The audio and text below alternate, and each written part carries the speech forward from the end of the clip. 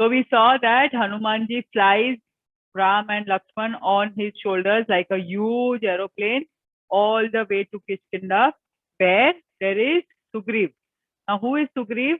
I'll just tell you one short little story about little bit in the past before Ram and Lakshman have come. So in this forest, there were these two brothers, two monkey kings out of two monkeys, out of whom Bali was the king of the monkeys. And he was said to be quite powerful. He was like, very strong. And there was this one demon who was like, who wanted to fight with them. And that, like, he was a Rakshas called as Dundubhai. What was that Rakshas name? Dundubi. So this Rakshas Dundubi wanted to, like, fight. He wanted to show his power. So he first goes to he challenges the sea god. The sea god says that no, I am not capable of fighting. Why don't you go to the mountains? The mountains also say that no, I am not, not the right person. The king of the monkeys, Bali, would be the right person for you to fight against. So this Rakshas goes to Bali and he challenges him that, let us have a big fight. And this fight goes on for quite some time. And the Rakshas takes like a really, very, very mean form, like he has a big nose and big hands and very, very ugly roop. But somehow Bali shows that he is like the strongest and he is able to defeat this Rakshas. He ultimately dies in like a big pool of blood. And Vali is like very, very happy that he has been able to kill him. And then Vali picks up this Rakshas and throws him, like, he just slungs the body really fast. And what happens is that this body of this Rakshas, when he is being thrown, some few droplets of blood fall in the ashram of a rishi who lived on this Kishkinda mountain. And this rishi gets very scared. This rishi was Matanga rishi, and he gets very angry that, what is this? Why have you done this? And he gives a shrap, like, he gives the ill omen that you cannot come near this mountain ever. And that is why Sugriv was very comfortably living on this mountain, because he knew that Bali can never come onto this mountain. So when Ram Bhagwan goes there, when they first meet, Sugriv tells all this story as to this is what had happened. And Sugriv is quite, sad about it. So Ram Bhagwan further asks that, okay, what happened then? So then Sugriv goes ahead with the story and says that later on, this Dundubhai's younger brother feels that, his brother was killed by Vali. Now let me go and fight against Vali.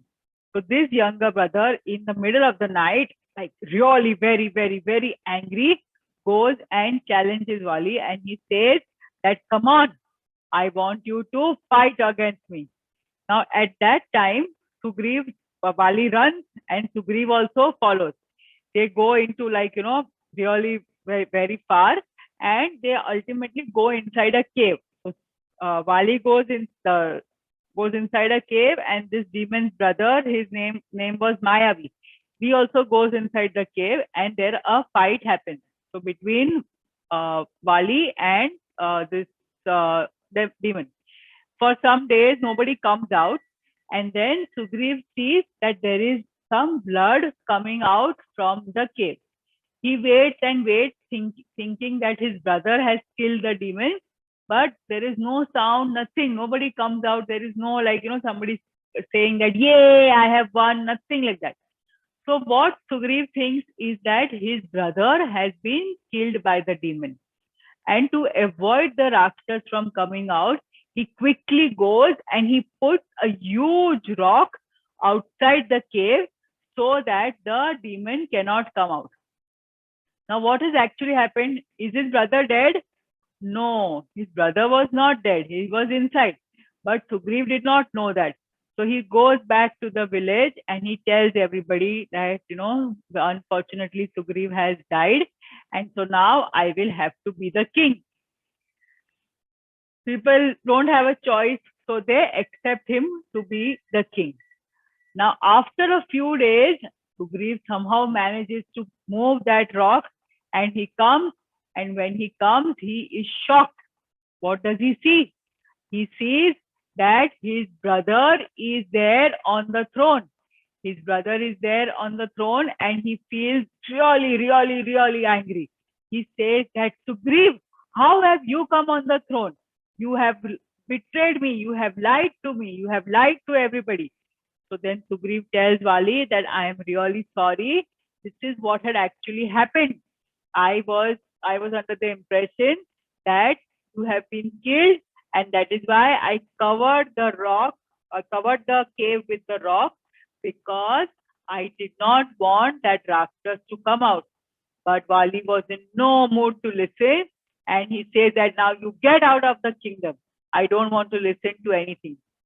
So saying, Sugriv along with some other followers, they leave the kingdom and they go away. He goes away and he stays on the top of this Kichkinda mountain. Now he then tells Ram Bhagwan that, I will definitely help you in finding Sita Maya, but before that, I want you to help me conquer Vali. If Vali is conquered, then I will be at peace. So Ram Bhagwan gives him a promise that yes, I will definitely help you, and you let us go and have a fight again. He tells Sugriv that you call out Vali and we will have a fight against him. So they go, Vali calls out to Sugriv calls out to Vali, and in the jungle they are fighting. Ram Bhagwan is standing behind a tree, and he was going to shoot a arrow so that Vali gets killed. But now what happens is that both the monkeys look very similar.